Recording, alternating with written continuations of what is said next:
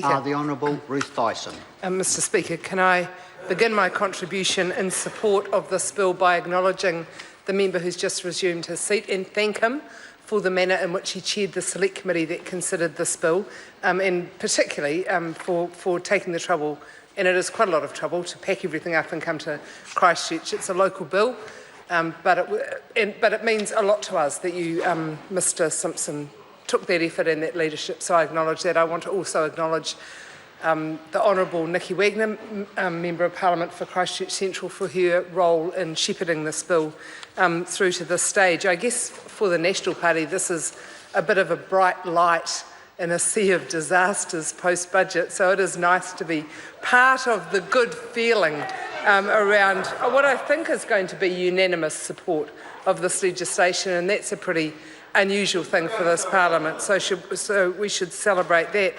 As Scott Simpson noted in his speech, it's not just Cantabrians who are proud of this beautiful collection of buildings, but also people who have been part of the life of the Arts Centre in one way or another over its long life. So having the opportunity, which this legislation accords, to ensure that the passion that we all have for the Arts Centre is translated into a very robust governance structure that will ensure the continuance and protection of this building is a very good thing for us all to be doing. It is a sharp juxtaposition when we look at the loss of so many beautiful heritage and historic buildings in Canterbury over the last 4.5 years, many of which could have been restored, could have been repaired, could have remained part of our landscape if there was the desire of the Minister to offer some leadership in that area, or indeed the property owners themselves, whether or not they had full insurance. Some buildings were demolished despite them having very good insurance because the owners decided it just wasn't worth the bother, that they'd rather put their money somewhere else. And I think that's a tragic lack of support for the beauty and the part in our culture and understanding of ourselves that heritage and historic buildings play.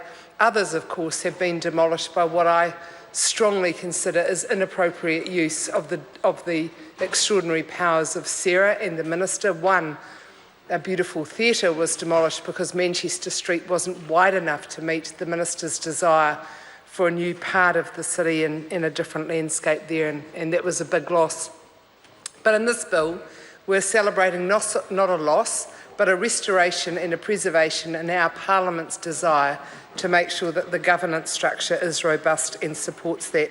Mr Speaker, a lot has been said through the various stages of this legislation, and I don't think there's much more to add. There were some parts of the bill originally that were not clear enough. I think the Select Committee's done an excellent job in ensuring that we are clear about the mandate of the legislation and what it covers, so that the concerns of people that were registered right in the very early stages have been put to rest, and I certainly hope that's the case. I think it's been a jolly good job done by the Select Committee, and it's great to see this final stage now progressing through the House.